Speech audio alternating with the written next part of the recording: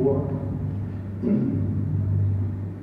So I would like to thank you. It actually was a very informative and it's very good, I think, to see that we developed a new destination and a lot of money for infrastructure, which is what Thailand now seems doing, try to push it to a new destination, and we saw that in Vietnam as well. So my congratulations to all the work that the authorities do. Okay, so we are trying to enter a bit more into the mega trends and the market analysis.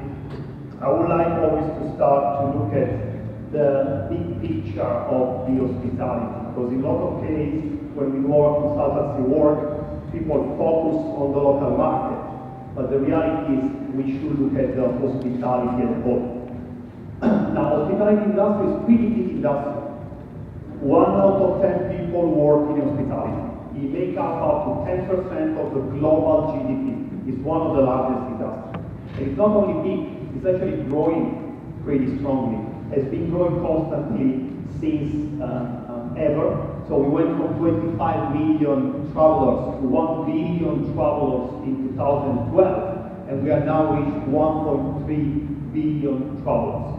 So growing at 4-5% constantly year on year, but last year was actually a particularly good year. We had a 7% international growth. So again, let's just start by saying that we are in a pretty strong and growing industry. But why is growing so strongly? Now let's say that we have detected, sorry, I need to apologize for the slide, but I can't do anything from the Sofitel people. So let's say that we have a short-term type of growth that we have detected into a healthy consumer spending. We have a better economy in the last few years. We have a low inflation, so people naturally start to travel more. The fuel is cheaper, so flights actually getting much cheaper than before. That helps the jump recently, and of course the outbound tourists, especially from China, which is helping all the short-term 7% that we saw. But what is happening in hospitality is actually something much bigger. It's actually much deeper. Those are the ones that we define, and we'll talk about that later today, as a global mega trend. And those are the ones that are changing actually the hospitality industry. They are changing our life. We believe that travel will become a very important part of life. So out of all this growth, we just saw how Cambodia is doing. Cambodia is doing extremely well. So we analyzed in the last 10 years of growth, Cambodia has been growing 2 times the average world growth, talking about tourist arrival. So it's been a very healthy and able to capture all this local growth. We passed around the 5 million tourists a couple of years ago. That if you look at that other neighbor country, we are where Thailand was in 92 and Vietnam in 2010. So still a very long way of growth. But also it's interesting to see that for Cambodia, the hospitality still is pretty big important part of the GDP. It's around 14% of the total GDP compared to what is the Asia average, which is below 5%. So again, growing industry, doing very well, but also very important industry for that. And why is growing? So let's say that we start with a very basic factor. So Cambodia is actually very suitable for hospitality. We see a lot of similarity to Thailand and Vietnam if you like. You got a lot of heritage, historical sites, you have history, but also you have a lot of smiling people that you see that every day, even when I get angry with them, they still smile at me. So that's pretty good for hospitality. I guarantee you don't get it then in Italy or in France. Climate and of course beach. So you actually start from a very good base for the hospitality. But what helped? I don't know why I'm changing. What helped in the last couple of years is actually the proximity of your neighbor country, the location of Cambodia itself. It's a direct access from a lot of outbound source markets. So we also the strong growth of Chinese tourists, Vietnamese outbound tourists. So a lot of Asia Pacific outbound market, Cambodia was able to capture it. And how it was capturing? by increasing also the number of direct flights, by increasing also the airport. So infrastructure will also be a very key part of this growing development. Of course, visa policy. But let's analyze a little bit better on Cambodian hospitality. What we believe is that Cambodia is still at a very early stage of the evolution of the hospitality. It's still very much what we would define as an experience destination. Experience destination is a place where people come, they stay one time, they love it, they say a lot of good things about you, but they don't come back. So you've got a lot of backpackers, you've got a lot of experienced travelers, the ones that are already experienced in the country. You have this kind of tourists, they usually stay in 6-7 days, they visit all the sites. What happened in other destinations like Thailand, which also started from an experience destination, it moved to a holiday destination. Now, being a holiday destination, you open to much more category of travelers, which is the one that will make really travels and hospitality a very strong, sustainable growth sector. You look at repeat client, for example. Thailand is known for repeat clients. People come back there, and those are also the guys that will buy a second home, will buy a hotel, they will move there with a family at a certain point. So it's very important to actually develop this repeat client. The other important market that Thailand is getting is the MICE and corporates. Worldwide, regionally, you see from Singapore, from Hong Kong, you have a lot of corporates that go there, you have a lot of events and conference. This is also a very important base for a holiday destination. Weekend travelers, of course, in Asia is very important in Singapore, Hong Kong, people that just go there during the weekend, and of course, wellness and medical tourism. So by moving into this holiday destination, you open it up to much more category of travelers, and we see that Cambodia has all the potential in the future to go there. But what is interesting is to see that Vietnam has actually been doing that. Vietnam until 2010 probably was still an experience destination. There was a travelers coming there, going from Hanoi all the way down to Ho Chi Minh City, but they were not coming back. So it's moving toward being a holiday destination. Something like Da Nang or Nha Trang, now our destination itself, so people fly directly to the destination for a beach, for holiday, and then they go back. So it's moving toward this evolvement, and we like to think that Cambodia has all the potential to do that. But what we did here, we analyzed a little bit more. If this evolution happened, what will be the opportunity for local developers? This is a Vietnam case study. So we look at when Vietnam was a 5 million, so when Vietnam was like Cambodia now, was 2010. It took them 7 years to get to 13 million travelers. So within these 7 years, 300 property opened, almost 50,000 key open. So all the developers have been pretty busy, and all the investment has been pretty busy to catch up with this whole growth into the expansion. So this is all statistics that should give a lot of confidence to local developer, local investor, that if the destination change, if you actually develop the destination, lot of investments are going to follow. We all know how busy is Vietnam. Okay, so this gives a very good, I think, idea of what is my opinion about the potential that we have in Cambodia. But what I like to discuss today is also the potential that hospitality has hold. So what we did, we have identified the 125 mega trends that worldwide are happening around us. It's not 25 as the slide showed, it's actually much more. So those are the trends that are going to change our life. We define this as a fourth industrial revolution. So those are all the things that are happening around us. So what we did, we detect some of them that are affecting directly the hospitality industry. So we have technology changing consumer behavior, we have demographic shifts, and aviation. So those are somehow the change and the trends that are getting directly into hospitality, and will probably open to a lot of opportunity for people that understand those trends and embrace them. Technology. So looking into the architect, we all know that it's changing the way we live every day. It's making it much easier for us to live. But what we may see less is that it will also change the way people travel, the way people build hotels, the way hospitality is actually perceived.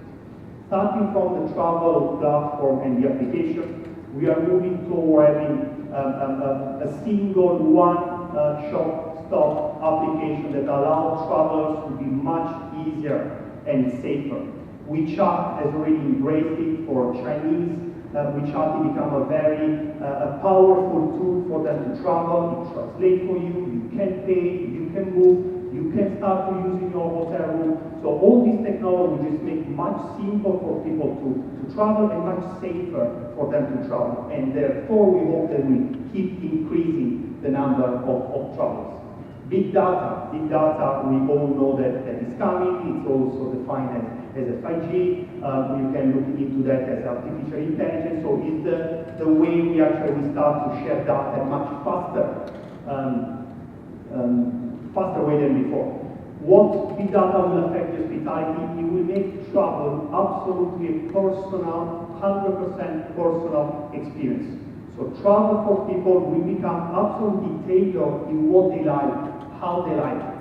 So we already see with the Google, with a few applications that they just help you to book, help you to increase your comfort in your room. But this will be put at the extreme where the whole comfort and personalization will be done. So absolutely personal. The other part that I like to discuss is the construction and building management. Now we could have the whole conference about just this part, how the construction industry is going to change. We see it, probably some of the architects in this room, they start to use a pretty more advanced tool to start to manage their design. But what we start to see is a 3D printing, is a modular building, for example. Some hotel operators are already embracing modular building and a way to change space, change the way space is proposed. 3D printing, we know is happening for accommodation or housing. We may see the first 3D printed hotel in a few years' time. So this is going to completely change the way we build. The other thing that will completely change is the way we manage. Some hotel operators are already embracing software and building sensor and Internet of Things. So the hotel itself is full of sensors, able to talk directly to the management company to be able to maintain itself and to increase the lifespan, but also be able to talk directly with the guests. So all these sensors will just facilitate and decrease the maintenance costs. The last category that is also happening and is very important is the automated system. So this one is already being embraced by a lot of hotel operators. You see there, the robot there is actually Hilton. Later Chris will tell us everything about that. Is a front office system. So already they start to replace people with this. Marriott is using room service, automated room service, and of course a lot of other chains are using check-in, automated check-in. So it will be completely replaced the way we actually manage hotel and the HR portion of it. So this is just a single technology change that are coming in the next few years. The other very large mega trend that we start to analyze is the demographic shift. I don't know how well you can read this. This is Asia Pacific enter of a middle class. So we expect that in the next 15 years we'll have something like 3 billion people entering the middle class. Now, as you enter the middle class, you start to travel. You want to take your family travel, you want to group travel. And the first country you go into is actually your neighbor. They are not going to travel to Europe, they are probably going to Thailand, they are probably coming to Cambodia and Vietnam. So this is an enormous number and opportunity for developer targeting a middle class market. Senior population. 21% of the global population will be over 60 in another 20 years' time. So, huge market for people that understand this niche and they do something about it. Thailand, for example, is already building a lot of senior living community. They're offering room, they're offering clinic, they're offering wellness park. So they actually target this specific business. Millennia, which you can barely read there, 24% of the global population is a millennial. I think in Cambodia something like 40% of your population go under the millennial. Now the millennial, they have a different way to travel. The millennial want something different. A lot of people are moving to capture this market of millennial, including the hotel operator. And again, later Chris will tell us all about the millennial and the new brand that is bringing. So this is a very good opportunity for people to understand. And of course, Generation Z. The third part that we really like to look at is into the change of behavior. Now, this is looking the way people are valuing things is changing. They don't want to buy goods anymore, they want to buy experience. I like the sentence here, they say they use money to buy memory. This is a problem for a lot of industry. It's actually threatening the car industry, the luxury industry, but it's a great opportunity for hospitality development. Because people are going to spend more money towards an experience rather than things. So make sure your next development include the right design into it, to make sure you embrace experience, you don't just provide a room. Wellness is one of the largest, the strongest growth of sector. We all know how people would like to feel younger again. So I think wellness is something we definitely go hand to hand with hospitality. We all know that the wellness travel industry is actually exponentially growing. We saw it in Thailand, we see it in Vietnam, a lot of wellness resorts and destination wellness resort time. Another big market to consider for developers. Change in the way we work.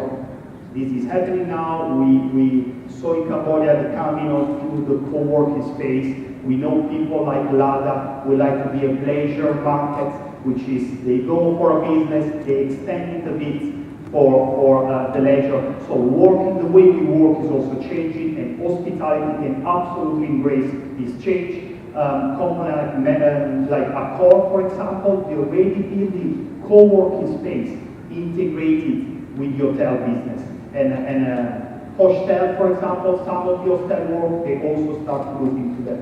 So another great opportunity. And then of course the final one, which is aviation. I'm not going to touch more about that, but generally speaking, half of the cost of half of the cost of your holiday goes to the travel part. We are going to have a zero cost transportation. Not tomorrow, but that's the direction. So aviation will change, it will be much cheaper to transport people, will be much cheaper to move around, so we have an enormous positive impact into the hospitality. So those are all the mega trends, some of them that we see as a potential for everybody in this room to actually embrace, and together with the opportunity that we saw in a Cambodian market. So we always tell the people that we should look away from the 3, 4, 5-star hotel typology that we all been growing up with. We are all very familiar with this, but the reality is there is a much more into the hospitality industry that could be brought, much more that can be embraced. I think we have a bit of a music coming. Yeah. Wellness, spa wellness, design-oriented, hotels, so a lot more products which are not just a simple hotel. I could again stay here one by one to take you all of these. Lots we will hear from Chris later on, which will touch in a lot of new brand and operator. Kevin as well will talk about a few of them. So a lot of things coming that is not just an hotel, a lot of opportunity for everybody in this room. Again, as I mentioned a few times today, don't just believe me, believe them. Those are the big operators that are moving away from the traditional brand and are embracing much more change into this market. Okay, thank you very much. I thought I was on time. You did that. So thank you for that. Thank you. Thank you, Mauro.